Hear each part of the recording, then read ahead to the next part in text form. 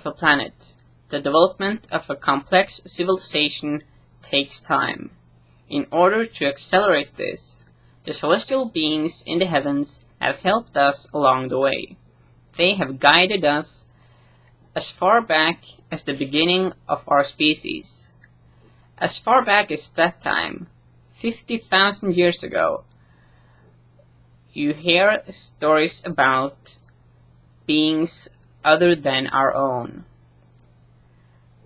50,000 years ago saw the dawn of the more advanced humans, the humans who were capable of understanding and having communions with celestial beings and a complex communion with God.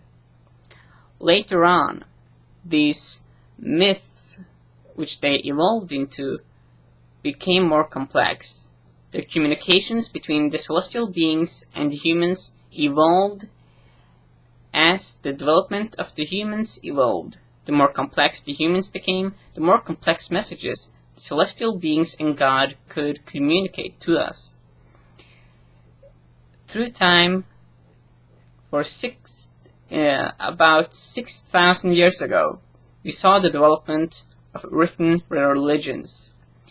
These massive scale communications between humans and celestial beings and God began to be written down in text. These are the real X-Files. These are the ancient communications between God and man and celestial beings. These messages they come with are guidances. They are tips and tricks of how to avoid a lot of the problems that we can face in our primitive minds. Of course, listening to these tips is a big, good idea. A lot of us do not listen enough to these tricks of how to improve ourselves, how to avoid and evolve from our animal origin to become divine. Through time, these messages have continued to be more and more complex. You find these guides in all religions in the form of angels. It is very interesting that these celestial beings are mostly described as being non-organic beings. That is something that is very far beyond our own concept of what life is. We are very accustomed to organic life, although we do find in the ancient scriptures a lot of tales about giants walking among humans and also other celestial beings that come from the heavens down to earth. This reached its latest climax in the bestowal of Jesus on our planet. Jesus did a lot of things that were not human. He also did a lot of things that were not extraterrestrial, but that was divine. So I'm gonna give a couple of examples from the Bible, which is one of the many religious texts that hold the keys to the universe, that holds wisdom from the stars and heavens. It is important, however, to know that human beings wrote these encounters down, and thus what is written in religious texts are a mix of what these celestial beings literally told us and what we have interpreted, and also what our culture was in that time. So things became humanized, because when a human being writes something down, it's going to be influenced by his own life experiences and culture.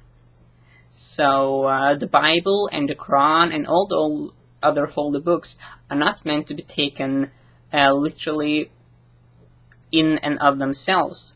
Although, when you look at the similarities between all these religions, when you study the messages from the heavens, you can see lines across all the religions that converge and reveal a religion that we haven't found yet. a wisdom of God and the heavens that we still need to find. And that is the goal of our new age of development. I'm now going to give a couple of examples from religious texts that describe witness accounts of some of the few celestial and divine beings meeting humans, and also God communicating with humans.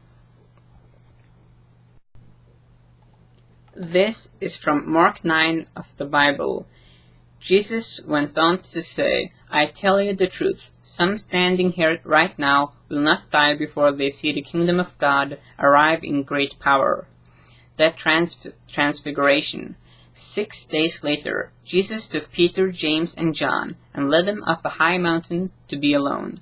As the men watched, Jesus' appearance was transformed, and his clothes became dazzling white, far whiter than any earthly bleach could ever make them. Then Elijah and Moses appeared and began talking with Jesus. Peter exclaimed, "Rabbi, it's wonderful for us to be here. Let's make 3 shelters as memorials, one for you, one for Moses, and one for Elijah." He said this because he didn't really know what else to say, for they were all terrified. Then a cloud overshadowed them, and a voice from the cloud said, "This is my dearly loved son. Listen to him." Suddenly, when they looked around, Moses and Elijah were gone, and they saw only Jesus with them. As they went back down the mountain, he told them not to tell anyone what they had seen until the Son of Man had risen from the dead. So they kept it to themselves, but they often asked each other what he meant by rising from the dead. Then they asked him, "Why do the teachers of religious law insist that Elijah must return before the Messiah comes?" Jesus responded, "Elijah is indeed coming first to get everything ready. Yet why do the scriptures say that the Son of Man must suffer greatly and be treated with utter contempt? But I tell you, Elijah has already come, and they choose to abuse him, just as the scriptures predicted."